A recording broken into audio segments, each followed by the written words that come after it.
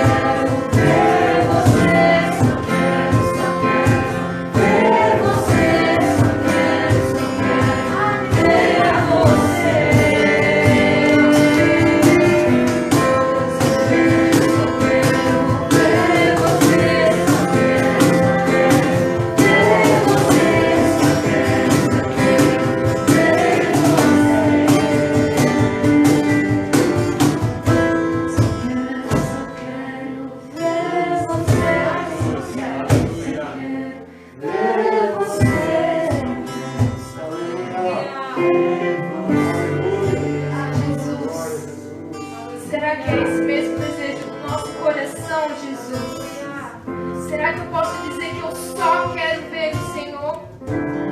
Que eu não quero nada mais, que não existe nada no meu coração além de um desejo ardente pela Tua face, Jesus? Será que eu posso declarar isso com todo o meu coração? Que eu só quero, acima de qualquer coisa, ver a Tua face? Que essa vista é o que me basta? Que é a única coisa que eu preciso, Jesus.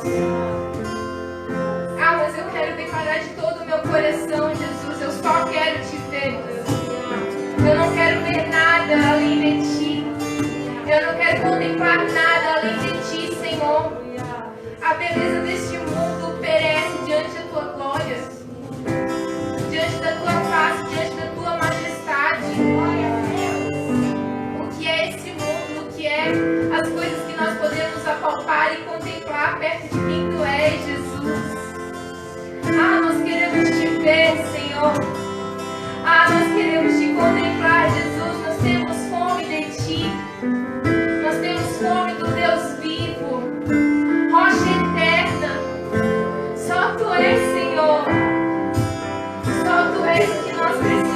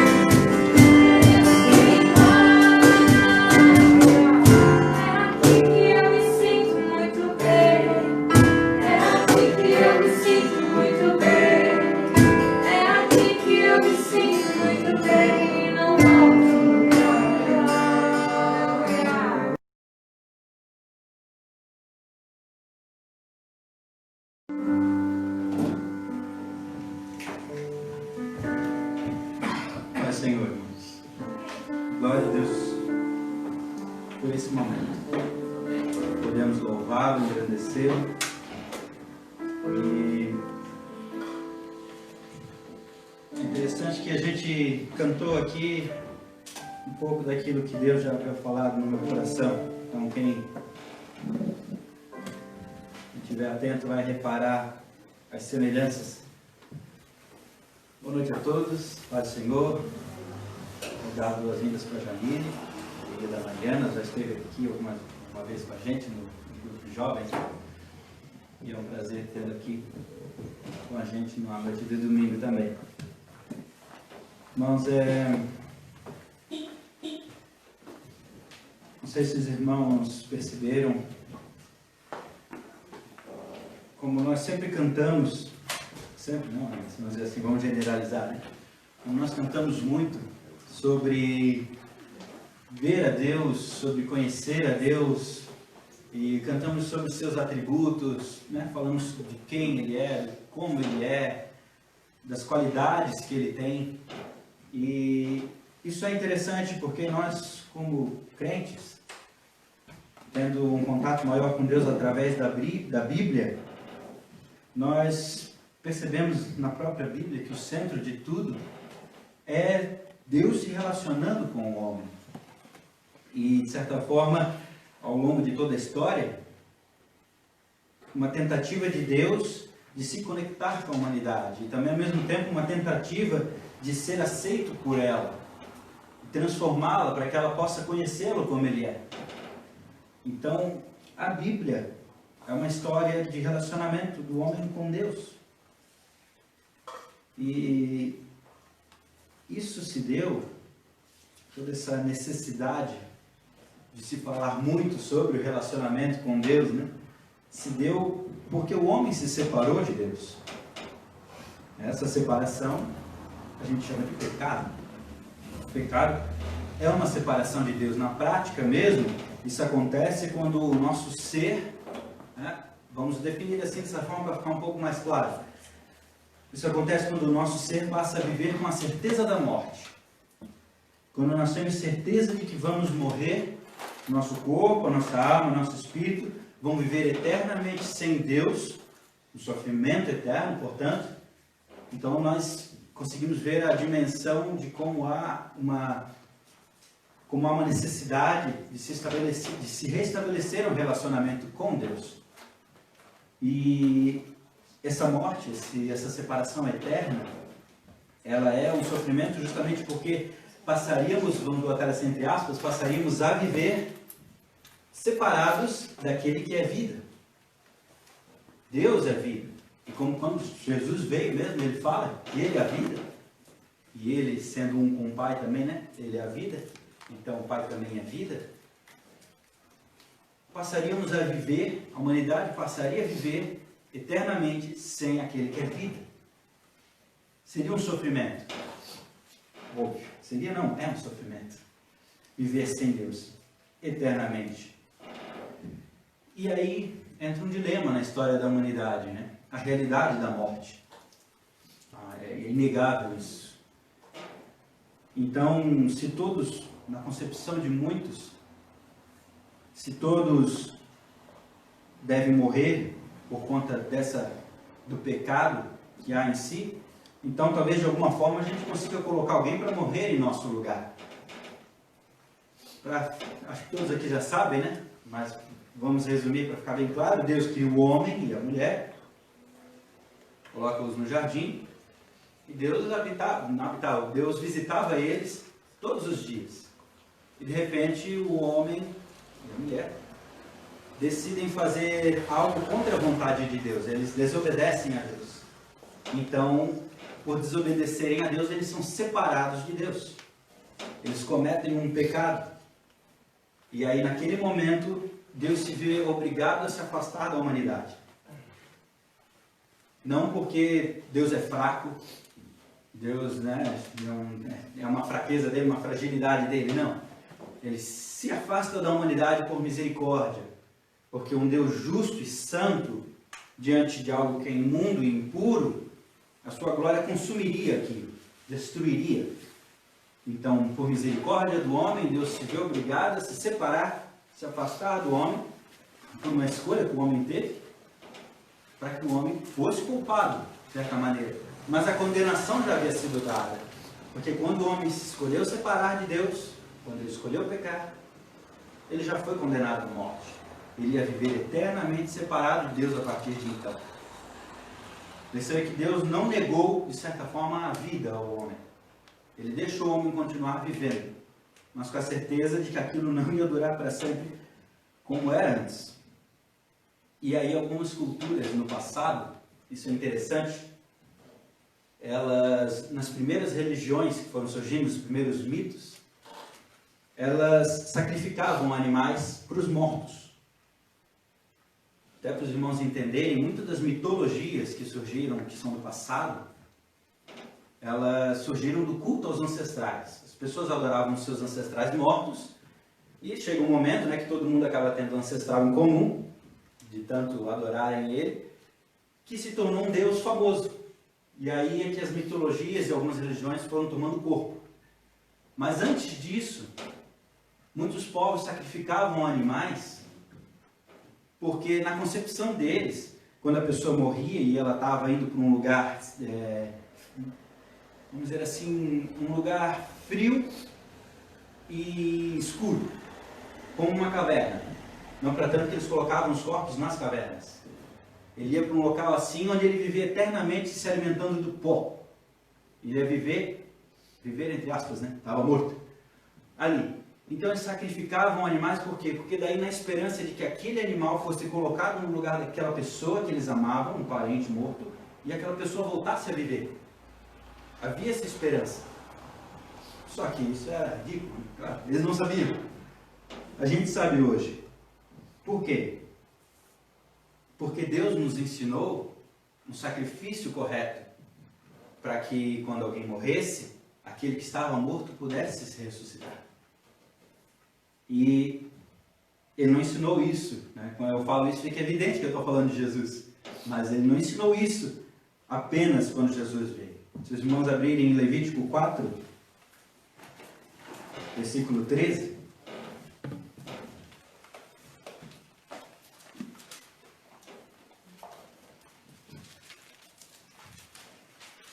Depois que o povo saiu do Egito, né? Moisés libertou o povo e atravessou o Mar Vermelho, o levou para o deserto. E lá no Monte Sinai o povo teve a revelação de Deus. E depois Moisés teve a revelação da lei, dos 10 mandamentos e tudo mais. E todas as leis cerimoniais, os rituais e até as leis civis do povo, Moisés recebeu e passou para o povo. E aqui nós vemos uma ordenança ritual muito interessante. Levítico 4:13.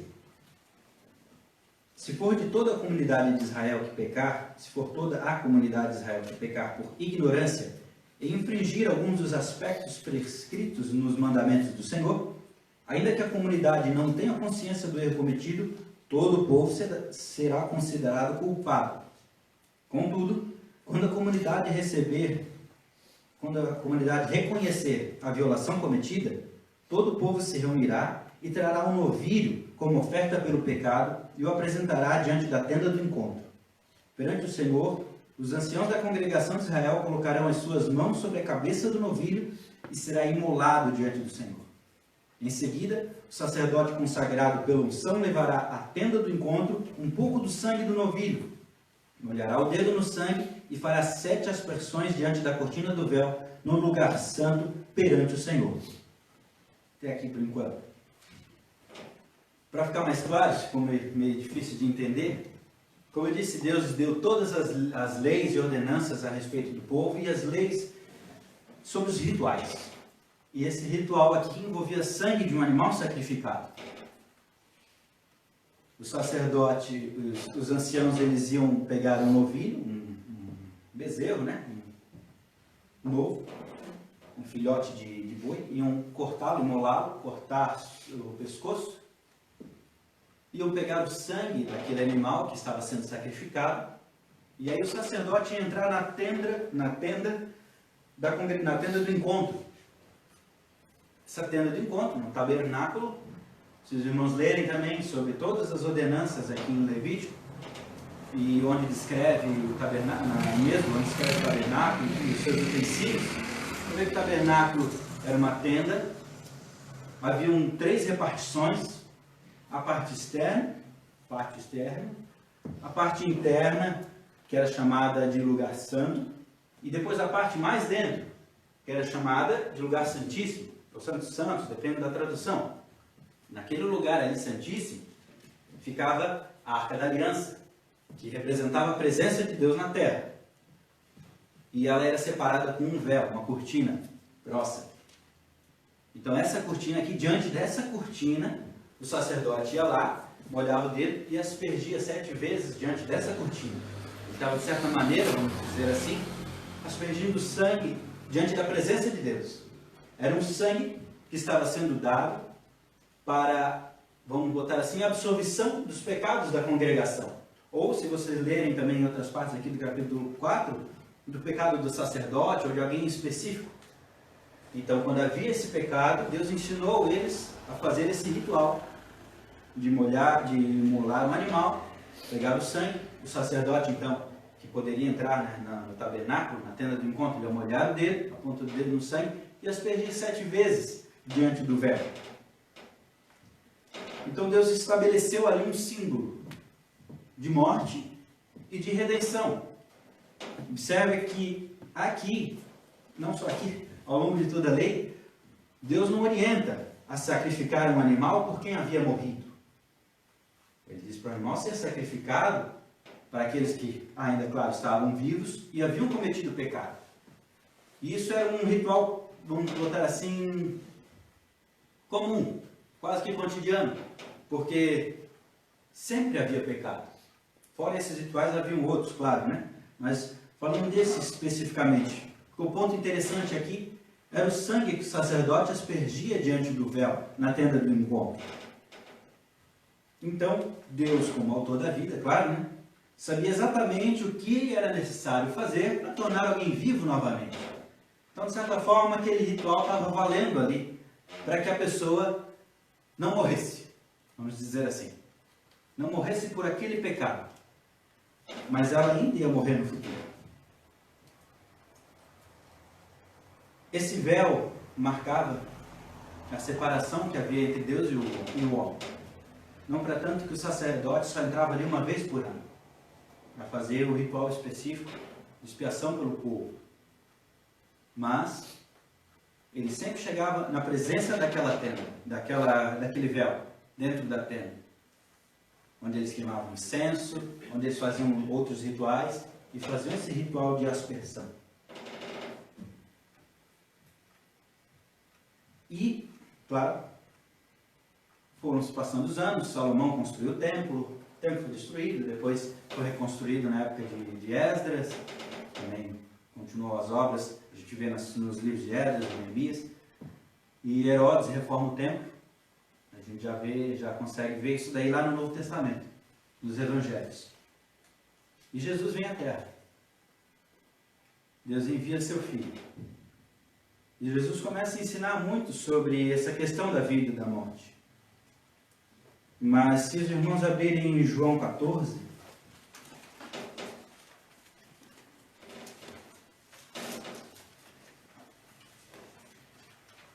o ponto interessante, já no final do ministério de Jesus, antes dele ser morto, João 14, 6, ele fala para os discípulos assim: eu sou o caminho, a verdade e a vida. Ninguém vem ao Pai senão por mim. Então havia, na concepção dos discípulos até então, um ritual onde se podia chegar diante de Deus para ser absolvido pelos seus pecados. Mas ao mesmo tempo, não se estava lá diante de Deus, porque era explícita a separação que havia entre o homem e Deus.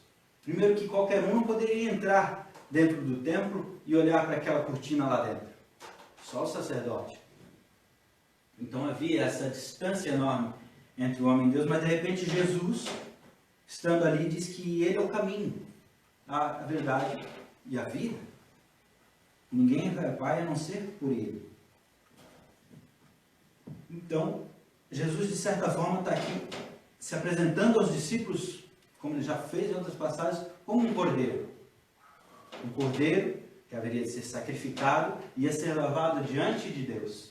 Assim como nos rituais judaicos, um cordeiro era morto e, de certa forma, a pessoa estava sendo levada diante de Deus para ser perdoada, Jesus estaria ali agora levando seus discípulos, por exemplo, para serem perdoados. Através do sangue do cordeiro. Do cordeiro. Lucas 23, 45, não precisam abrir. Quando Jesus morre, diz lá, o sol perdera seu brilho e o véu do santuário rasgou-se ao meio. Então, naquele momento, vamos dizer assim, um símbolo grande, o maior símbolo de que houve esse rompimento daquilo que separava o homem de Deus, aconteceu. Uma cortina que não permitia o homem ver a presença de Deus e também segurava a presença de Deus dentro de um local seguro, para que o homem não fosse destruído pela glória de Deus por conta dos seus pecados. De repente aquilo rompe, aquilo rasga de cima a baixo.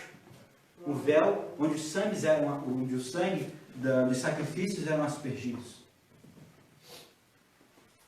O sangue de Jesus rompe essa separação. Se, como eu falei no início, a gente vê que a separação de Deus é o pecado, significa que ali há uma vitória sobre o pecado. Amém. Porque se alguém consegue restabelecer essa conexão, significa que esse alguém foi mais forte que o pecado. E se a morte é consequência do pecado, então ele também foi mais forte que a morte. E ali chega um ponto onde Jesus, o Cordeiro, vem em substituição dos que estavam mortos e dos que ainda também não haviam morrido. Então, chega um dado momento da história onde ele não, como os cordeiros eram mortos para perdoar aqueles que estavam vivos, Jesus foi morto não só para perdoar aqueles que estavam vivos, que viriam no futuro, mas também para perdoar muitos do passado. Como que um cordeiro para substituir aquele que estava morto. E aquele que estava morto poder sair daquele lugar onde estava e voltar a viver.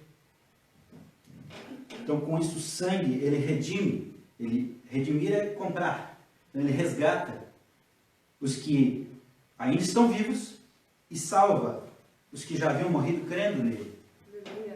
Crendo em Deus e crendo na promessa da redenção pela parte de Deus. Por que isso seria tão importante hoje? Por que o símbolo do véu seria tão importante hoje?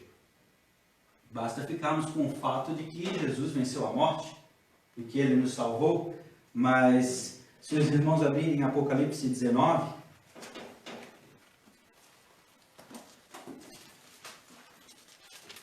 (19, 11).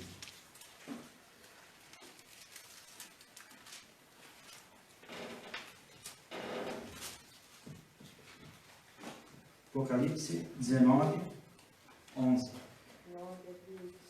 João diz: então olhei e eis que vi os céus abertos e diante de mim um cavalo branco, cujo cavaleiro se chama Fiel e Verdadeiro. Ele é responsável por julgar e guerrear com justiça. Seus olhos são como chamas vivas de fogo e em sua cabeça há uma coroa e um nome escrito que somente ele conhece. Versículo 13, o que ele vestia? Ele estava vestido com um manto salpicado, ou em outras versões, manchado de sangue. E seu nome é a palavra de Deus. Jesus, quando voltar em glória, ele vai vir com um manto manchado de sangue. Porque assim como o véu que ficava na presença de Deus era manchado com o sangue dos animais, simbolizando o pecado da humanidade ali sendo redimido, Jesus aspergiu o seu sangue nele mesmo, vamos dizer assim, que é o véu. Ele, o sacrifício, era dele o sangue, e ele era o véu que estava entre os homens e Deus, e naquele momento ele se abre para poder levar os homens a Deus. O sangue dele está acima do nosso sangue. Porque quando Deus olhava para aquele véu, Deus ali dentro, uma figura, né? Deus ali dentro, do Santo dos Santos, uma cortina na frente dele que separava da humanidade, e os homens vinham e aspergiam sangue ali. Deus via o sangue da humanidade, o sangue do homem que deveria morrer. Mas de repente é aspergido o sangue de alguém sem pecado. Alguém que é mais forte do que a morte. É aspergido diante daquele véu. E ele não vê mais o sangue do homem, né? Ele vê o sangue de Jesus, o sangue do seu Filho. Não para tanto que o sangue de Jesus nos cobre e nos livra de todas as nossas transgressões. Ele nos cobre e nos perdoa. O sangue dele diante do véu. E ele abre o caminho, ele é a vida e o caminho. Não foi o que a gente viu quando ele falou antes de morrer? Eu sou o caminho, a verdade e a vida. Ele é o caminho, o véu que nos leva para a presença de Deus e a vida. O sangue que é derramado na presença de Deus para que nós possamos viver. Então, ao contrário de culturas pagãs do passado, que criam que sangues de animais poderiam trazer de volta à vida aqueles que morreram, e ao contrário, de certa maneira, aos rituais judaicos, onde eles criam muito que aqueles animais mortos eram suficientes para que eles pudessem ser perdoados, Jesus vem à Terra e se mostra maior do que isso. Onde ele tem o sangue, que é limpo o suficiente para perdoar sim o pecado da humanidade, e forte o suficiente para trazer de volta à vida aqueles que haviam morrido.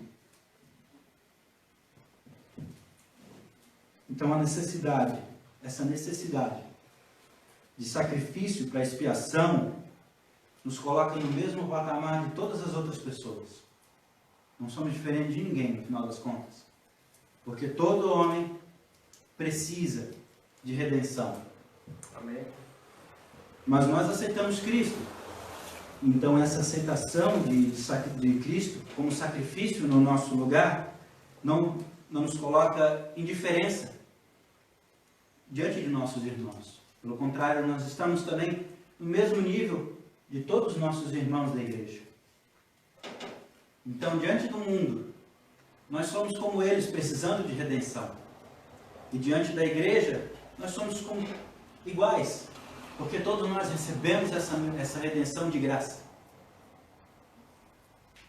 O sacrifício, antigamente, a pessoa tinha que tomar o seu animal ou comprar, qualquer forma era seu, e ele era sacrificado. A pessoa tinha que tirar algo seu, um bem, alguma coisa que ela tinha, de certa maneira, dedicado esforço para conquistar. Mas Jesus veio de graça. Porque não foi nós que demos Jesus. Foi o Pai que deu a ele. A nós. O Pai que deu ele, a nós. Então nós recebemos de graça essa redenção. Não merecíamos. E nem sequer fazíamos ideia de que havia um véu nos separando de Deus.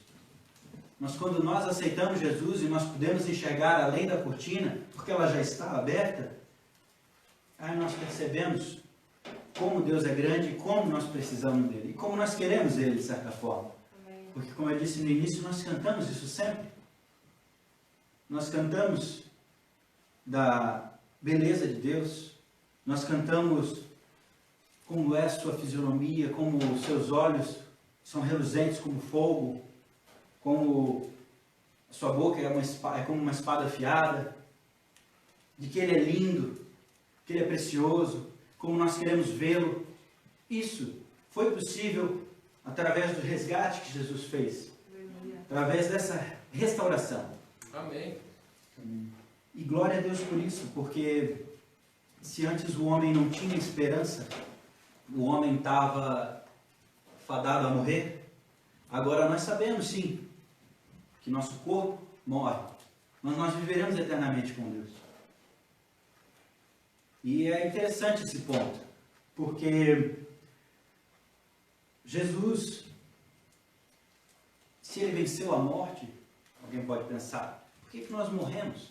Por que não vamos viver, né? Não nos tornamos imortais? Mas aí é o ponto. Porque se ele nos ressuscitou para uma nova vida, essa vida não diz respeito apenas a essa existência. Diz respeito à eternidade com ele. Diz respeito à glória. E Deus fez tanta questão de que isso ficasse claro, que Ele não nos impediu de morrer. Mas Ele nos deixou no coração uma esperança muito forte de encontrá-lo depois da morte. Amém. E eis aí a união que Jesus fez com o homem, do homem com Deus. Glória a Deus. Aqui nessa vida nós podemos reencontrar o Senhor. Glória a Ele por isso. Amém. Mas Jesus restabeleceu essa conexão para que lá, depois dessa vida, pudéssemos viver eternamente com Ele e não separados, como infelizmente serão todos aqueles que não o aceitam. E é engraçado, porque mais uma vez, naquelas culturas pagãs, aquele animal era sacrificado para que ele tomasse o lugar de quem estava morto. Ou seja, o animal era uma criatura indefesa, que nada podia fazer por si mesma, ela simplesmente seria, na crença deles, mandada para um lugar ruim, e o seu ente querido ia voltar. E Jesus, quando morre, ele simplesmente não é alguém indefeso que é mandado para um lugar ruim e alguém volta. Ele, quando morre, não só vai para um lugar ruim, mas volta de lá trazendo muitos com ele. Essa é, de certa forma, a vitória sobre a morte. Então ele passa a ter domínio sobre a morte. E aí temos Deus, vamos colocar nessas palavras, tomando de volta não só a vida, como a morte. O homem era refém da morte por conta do seu pecado, e naquele momento Jesus toma a morte, coloca ela debaixo do seu domínio e pode conceder a vida a todos novamente. Essa é a mensagem do Evangelho, irmãos. Amém. Bem simples e resumida. E não tem muito o que se acrescentar a isso. Essa é a graça de Deus, esse é o dom que Ele nos dá, de nos conceder isso. E a gente tem que viver através dessa verdade. Como a gente leu lá em João 14:6, Jesus disse que eu sou o caminho, como nós falamos aqui do véu, a vida, sobre a ressurreição e a verdade, porque isso é um fato. E nós cremos nisso. E nós recebemos isso para nós. E nós temos certeza disso. Os povos de antigamente criavam essas crenças sobre a morte, porque não havia esperança. No mito grego, por exemplo, onde os deuses dão para uma mulher chamada Pandora uma caixa onde há dentro muitos males, todo tipo de maldade e coisas ruins. E essa mulher, por curiosidade, decide abrir a caixa para ver o que tem dentro. E ela acaba espalhando mal no mundo. Só que ela fecha a tempo de acabar deixando dentro da caixa uma única coisa, que é a esperança. Então foi lançado no mundo todo mal, mas a esperança não existia no mundo. De repente surge Jesus, uma crença pagã, claro. De repente surge Jesus, e no meio de todo o caos e sofrimento, que ele mesmo disse que os seus discípulos passariam, ele deixa esperança. Então não é de se admirar a surpresa dos gregos quando Paulo começou a pregar para eles sobre o Evangelho. Porque é a mensagem de esperança. A mensagem que os gregos não conheciam. A mensagem que o mundo não conhece. Que nós não conhecíamos antes de Deus revelar a nós. Por isso que essa é a simplicidade na qual nós devemos andar. A simplicidade do Evangelho. A esperança, não para aqui, não para essa vida, mas para a próxima vida. A fé de que a nossa união com Deus foi restabelecida. Que os nossos pecados foram perdoados, foram cobertos pelo sangue de Jesus. Já não tem mais uma cortina com o nosso sangue, mas o sangue de Jesus, e essa cortina está aberta. Jesus nos guia até a presença do Pai. Essa esperança é a que está em nós. E essa é a mensagem, bem curta. Amém. E até é uma mensagem que eu havia trazido para os jovens no início do mês. E havia falado com eles sobre como nós vemos muita divisão hoje no mundo, em muitos aspectos. Divisão biológica, política e, enfim, diversos tipos, né? E, infelizmente, divisão dentro da igreja. Da igreja do corpo, né? Não falo de um local ao outro, mas da igreja como um todo, divisão. E é bizarro. Bizarro, né? É triste, porque Jesus morreu porque havia uma divisão entre o homem e Deus. E quando Jesus estabelece essa união, ele quebra a divisão que existia, o homem persiste em criar divisão. O homem persiste em separar. E acha muitas vezes que está fazendo o que agrada a Deus nisso. Se a mensagem do Evangelho é de reconciliação, é de união, de perdão, essa é a nossa postura para com nossos irmãos, principalmente, e para com os que estão perdidos. Então a gente vê o mundo em divisão, é só ver recentemente, divisão política, divisão ideológica e enfim, muita divisão. E a igreja também entrando nisso. A igreja também criando ruptura dentro de sua estrutura e ruptura com o mundo que está em volta. Mas nós devemos ser reconciliadores. Nós devemos ser pacificadores. A mensagem de Jesus é uma mensagem de esperança e de redenção. E se nós queremos pregar isso com eficácia, nós não podemos ser divisores. Nós não podemos ser agentes de destruição. Porque para destruir já basta o pecado. E o Espírito que está em nós é um Espírito que traz união. Não para tanto que nós somos um com o outro e um com o Pai. Amém, irmãos?